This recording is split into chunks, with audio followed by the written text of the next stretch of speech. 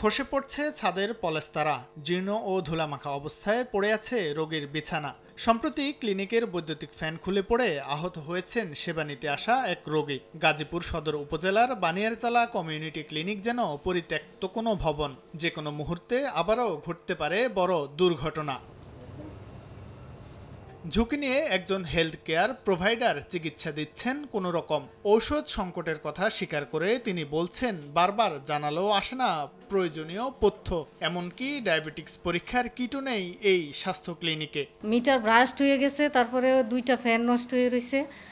তারপরে আমি আসার একটু আগেই ঘটনা ঘটছে, আমি যদি থাকতাম তাহলে তো অবস্থা খারাপই ছিল। প্রান্তিক জনগোষ্ঠীর প্রাথমিক চিকিৎসা সেবা নিশ্চিতে 1998 সালে সারা দেশে প্রতিষ্ঠা হয় 14,000-এর বেশি কমিউনিটি ক্লিনিক, যেখানে বর্তমানে জ্বর, সর্দি, কাশি, ডায়রিয়া সহ প্রায় 25 ধরনের রোগের সেবা পাওয়ার কথা বিনামূল্যে। তবে বাস্তবতা হলো, একদিকে ক্লিনিকগুলো যেমন ঝুঁকিপূর্ণ, আবার নেই পর্যাপ্ত ঔষধের সরবরাহ।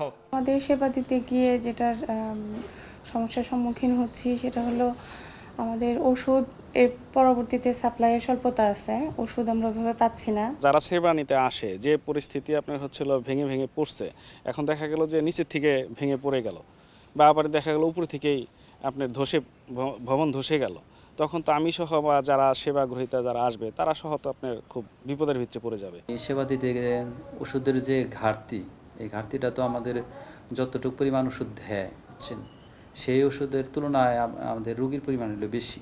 চিকিৎসার কাঙ্ক্ষিত পরিবেশ না পেয়ে ক্ষোভ প্রকাশ করেন সেবাগ্রহীতারা।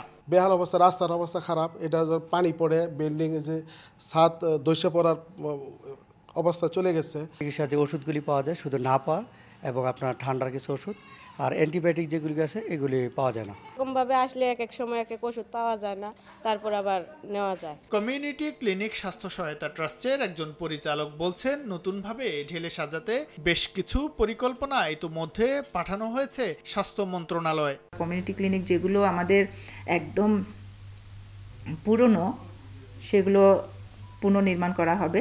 আবার যেগুলো একটু মেরামত করলেই চলবে, সে ধরনের যে মেরামতের জন্য, এবং কিছু কিছু যা নতুন নতুন যেখানে প্রপোজাল আছে সেইটারও আমরা তালিকা করে কিন্তু আমরা উপস্থাপন করেছি। মানুষের দোরগোড়ায় প্রাথমিক চিকিৎসা সেবা পৌঁছে দিতে 1998 সালে তৎকালীন সরকার এই কমিউনিটি ক্লিনিকগুলো প্রতিষ্ঠা করে। বর্তমানে এখানে 20 থেকে 25 ধরনের ঔষধ পাওয়া যাওয়ার কথা থাকলেও মিলছে যৎসামান্য, কোথাও কোথাও তাও পাওয়া যাচ্ছে না। প্রান্তিক মানুষের প্রত্যাশা, এই প্রতিষ্ঠানগুলোর দিকে সরকার নজরদারি বাড়াবে। শাহিন আলম, সময় সংবাদ, ঢাকা।